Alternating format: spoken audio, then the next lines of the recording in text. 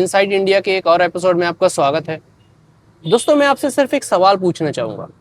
अगर मान लीजिए कि आपकी रात बेरात बहुत ज़्यादा तबीयत खराब हो गई, बहुत ज़्यादा, तो आप कहाँ जाएंगे? डॉक्टर के पास। और अगर डॉक्टर ने रेफ़र कर दिया एडमिट के लिए, फिर आप ज़रूर हॉस्पिटल जाएंगे। लेकिन क्या होगा कि अगर उस हॉस्पिटल में लोग आपको पेशेंट की तरह नहीं, कस्टमर की तरह देखें तब? आज मैं आपको एक ऐसा ही किस्सा सुनाने वाला हूँ जो मेरे साथ हुआ था। जनवरी की बात है और आधी रात करीबन 2 बजे मेरी माँ की तबीयत बहुत ख़राब हो गई। बुखार आ गया और बहुत ज़्यादा पेट में दर्द हो गया। अब रात की क्योंकि 2 बजी थी तो कहाँ जाते, डॉक्टर के क्लिनिक भी बंद थे। तो हम लोगों ने सोचा कि चलो हॉस्पिटल ही जाया जाए। तो हमारे घर के कुछ दूर ही गवर्नमेंट हॉस्पिटल है, वहाँ पर हम लोग गए। और वहाँ पर जाने के बाद पता चला कि बेड ऑलरेडी फुल है, बहुत ज़्यादा। और इतना समझ लो कि ज़मीन में भी जगह नहीं थी। तो डॉक्टर ने बोला कि आप एक काम करें, इसे प्राइवेट हॉस्पिटल में ले जाएं। तो अब क्योंकि रात बहुत ज़्यादा हो गई थी और दर्द बहुत ज़्यादा था पेट में, तो हमने सोचा कि चलिए प्राइवेट हॉस्पिटल में ही जाते। तो जब हम लोग प्राइवेट हॉस्पिटल में पहुँचे तो वहाँ पर सीधा अटेंडेंट जो थी उन्होंने पूछा क्या हो गया। तो मैंने बोला भाई मेरी माँ को बहुत ज़्यादा दर्द है पेट में। तो उन्होंने तुरंत कहा कि ठीक है आप इन्हें एडमिट कर लीजिए। तो हमने एडमिट कर दिया। और मेरी माँ का ऐसा है कि उनको ना जब भी वो कोई चना खाती हैं, आलू दही बड़ा खाती हैं, जब भी वो चना खाती हैं, दही बड़ा खाती हैं, या फिर ऐसी चीज़ जो डाइजेस्ट होने में थोड़ा समय लगाती है, जब वो चीज़ वो खा लेती तो वो चीज़ उनको हजम में नहीं होती है, डाइजेस्ट नहीं होती है और उनको प्रॉब्लम हो जाती है। उन्होंने भूले बिसरे वो खा लिया होगा तो उनको ये प्रॉब्लम हो गई थी। तो जब वो प्रॉब्लम हो जाती है तो हम लोग हमेशा जो है हॉस्पिटल में जाते हैं और वहाँ पर जो है उनको कुछ ड्रिप्स चढ़ती हैं और टैबलेट वगैरह मिलती है और उससे वो ठीक हो जाती है। और ऐसा सिर्फ साल में एक बार होता है, कभी कभी तो 2-3 साल में एक बार होता है। ठीक है। तो वहाँ पर गए, उन्होंने जो है ड्रिप वगैरह चढ़ाई इमरजेंसी में और डॉक्टर आया और उसने दवा वगैरह लिखी और चला गया। वो ड्रिप चढ़ाने के 1 या 1.5 घंटे बाद मेरी माँ को पूरा आराम मिल गया। अब ये समय था सुबह 4 बजे तक का। अब 4 बजे जब आराम मिल गया तो वो सो गई। और जब सो गई तो फिर वो 9 बजे जो है सुबह उठी। अब डॉक्टर जो है सेकेंड राउंड में आया और उन्होंने जो है चेकअप करा। तो मेरी माँ पूरी तरीके से ठीक हो चुकी थी। तो मैंने बोला कि सर अब सब ठीक है। तो उन्होंने कहा कि नहीं, मैं कुछ जांच लिख रहा हूँ, वो जांच आप करा लें। तो मैंने बोला ठीक है, जांच अब जांच अगर इन्वेस्टिगेट करना ही है तो अच्छे तरीके से हो जाने दो इन्वेस्टिगेट। तो मैंने देखा कि उनका इतना बड़ा पर्चा था जो कि वो भरते चले गए एक साइड पूरा, और दूसरे साइड में भी जो है उनने लिख लिख करके भर दिया।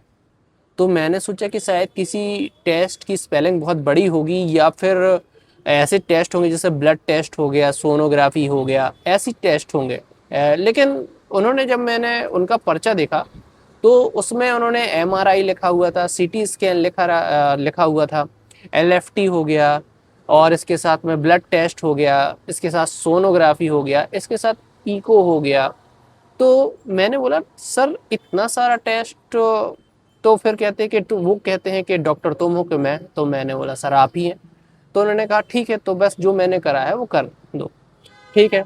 अब उसके बाद जो है मैं जब टेस्ट कराने गया तो जैसा कि आपको पता होना चाहिए कि जो एमआरआई की कॉस्ट है वो तकरीबन 7,000 से 10,000 रुपए के बीच में है। वैसे इको का 3,000 से 4,000 के बीच में, मतलब कुल मिलाकर के ये जो जांच थी वो 30 से 35,000 रुपए में हुई। और मैंने सिर्फ डॉक्टर से इतना सवाल पूछा कि आप पेट दर्द में इको की जांच होना बढ़ती है, मतलब कि क्या वाकई में जरूरी है? इको तो दूसरी जांच होती है। तो डॉक्टर ने मुझे इसमें कोई जवाब नहीं दिया। ठीक है, मैं जांच करा के आ गया वापस। अब इसके साथ में जब जांच की रिपोर्ट आई तो कोई भी जो है कुछ निकला ही नहीं, क्योंकि वो सिर्फ एक गैस थी, कुछ भी नहीं निकला, किसी चीज़ में कुछ भी नहीं निकला। ठीक है। तो मैंने बोला कि साहब तो ठीक है। तो कहते कि नहीं, अभी आपकी माँ को 3 दिन और रुकना होगा, 3 दिन हॉस्पिटल में और एडमिट होना होगा। तो मैंने सोचा कि सर अब मेरी माँ को कोई प्रॉब्लम नहीं है और 7 से 8 घंटे हो गए हैं। तो उन्होंने कहा डॉक्टर तुम हो कि मैं? अब उन्होंने जो है दवा लिखी, दवा भी एक पर्चे पूरा एक तरफ भर दिया, दूसरे तरफ भी भर दिया, और उसके साथ एक पर्चा और लिख दिया उन्होंने। इतनी सारी दवा, जबकि मेरी माँ को आराम मिल गया था। तो उन्होंने कहा कि जा करके नीचे से दवा ले लो। तो मैं दवा लेने गया और मैंने देखा कि दवा वाला जो है दवा पे दवा, मेडिसिन पे मेडिसिन, मेडिसिन मेडिसिन निकाले जा रहा है। और इतनी बड़ी बड़ी 3 बाल्टियां उन्होंने दवा लिख दी, 3 बाल्टियां इतनी बड़ी बड़ी। जबकि मेरी माँ को 8-9 घंटे हो गए थे आराम मिले और गैस थी। जबकि हम लोग जब भी गवर्नमेंट हॉस्पिटल में जाते हैं तो वहाँ पर ये ट्रीटमेंट चलता है और ठीक हो जाती है माँ, हमेशा, मतलब जब भी होता है वो ठीक हो जाती है। 3 बाल्टी दवा और जिसका कॉस्ट आ रहा था 6,500। यानी जो मैं 30,000 रुपये जाँच के देख चुका हूँ और इसके साथ में दवा का पैसा कुल मिलाकर के 40 से 45,000 रुपये बन रहा था। और बेड का चार्ज अलग से, मतलब जो आप बेड मिलता है आपको उसका 500 रुपये अलग से। और 3 दिन के लिए उन्होंने जो एडमिट कर दिया। कुल मिलाकर के मेरा जो बजट आया ना, वो आया, हॉस्पिटल का बिल आया वो 70,000 रुपये आया, 70,000 रुपये। सोचिए आप। जबकि मैं जब भी गवर्नमेंट हॉस्पिटल में जाता हूँ, मतलब जब भी ऐसा होता है, शायद 10 रुपये का पर्चा होता है और शायद 5 से 10 रुपये का कोई इंजेक्शन लिखते हैं, बस इतना, मतलब 20-25 रुपये में हो जाता।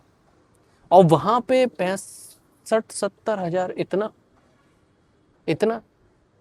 भाई मेरी तो हालत ख़राब हो गई। और वाकई में जब मैंने पता करा तो बीमारी इतनी बड़ी भी नहीं थी। पेट में दर्द या गैस बनना किसी के साथ भी हो सकता है, लेकिन उसका ये मतलब नहीं कि 70,000 80,000 रुपये लग जाए। तब मैंने एक चीज़ सीखी आप, कि आप कभी भी जो है जल्दबाजी में कोई भी फैसला ना लें। मैंने उस दिन जल्दबाजी में फैसला लिया था। और इसके साथ जब भी आप प्राइवेट हॉस्पिटल में जाएं, अगर वो आपसे कहते हैं कि आपका कोई ऑपरेशन होना है, बड़ा ऑपरेशन, आपको 1 लाख रुपए देना होगा, 50,000 रुपये देना होगा, आप उसको एक बार रिकन्फर्म कर लें। अब वो रिकन्फर्म कैसे करेंगे, मैंने एक बात सीखी। अगर आपको डॉक्टर ने कह दिया कि आपका ऑपरेशन हो गया यहाँ पर, तो आप किसी और डॉक्टर के पास जाएं, अच्छे डॉक्टर के पास, और उनसे कंफर्म करें कि क्या वाकई में डॉक्टर की ज़रूरत है। कई बार मेरे दोस्त की साथ ऐसा हो चुका है कि उसके सर में दर्द हुआ करता था बहुत ज़्यादा। तो उसको जो है, उसने जो है प्राइवेट हॉस्पिटल में दिखाया, तो डॉक्टर ने कहा कि इसका ऑपरेशन होगा ब्रेन का। तो वो डर गए, सब डर गए, भाई ऑपरेशन तो बड़ी बात है, डर गए। लेकिन फिर वो जो एक और डॉक्टर के पास गया, वो भी काफ़ी फेमस डॉक्टर है, और उन्होंने जब पूछा तो उन्होंने बताया कि ये कोई इतनी बड़ी चीज़ नहीं है, आप दवा लें और ये आपको असर करेगी। तो जब उसने दवा खाई तो एक खुराक से उसका दर्द ठीक हो गया और उसे काफ़ी मदद मिली, और आज वो बिल्कुल सही है। ऐसा नहीं कि वो रोज़ दवा खा रहा, 2-3 साल हो चुके होंगे, दवा बंद कर चुका है, मुश्किल से 2 महीने का कोर्स होगा, और उसने दवा खाई और वो पूरे तरीके से आराम मिल गया। तो दोस्तों, जैसा मेरे साथ हुआ, ये किसी और के साथ ना हो। प्राइवेट हॉस्पिटल जो होते हैं वो होते बहुत अच्छे हैं, नो डाउट, सारी सुविधा वहाँ पर होती है, लेकिन आप थोड़ा सा अपना दिमाग भी इस्तेमाल करें ताकि आप मुसीबत में न फंसे, आप किसी के शिकार न बने। तो आशा करता हूँ आपको वीडियो समझ में आई होगी। दोस्तों, मैं एक नई सीरीज़ लेकर के आ रहा हूँ और जल्दी वो सीरीज़ इस चैनल में शुरू होगी, तो आप इस चैनल को सब्सक्राइब कर लें, क्योंकि आगे चल करके आपको इसमें बहुत मज़ा आने वाली है। आपको एजुकेशन से रिलेटेड वीडियो मिलेंगी, आपको दुनिया का नॉलेज मैं दूंगा आपको। बस आप इस वीडियो को देखें और लाइक ज़रूर करें और चैनल को सब्सक्राइब कर दें।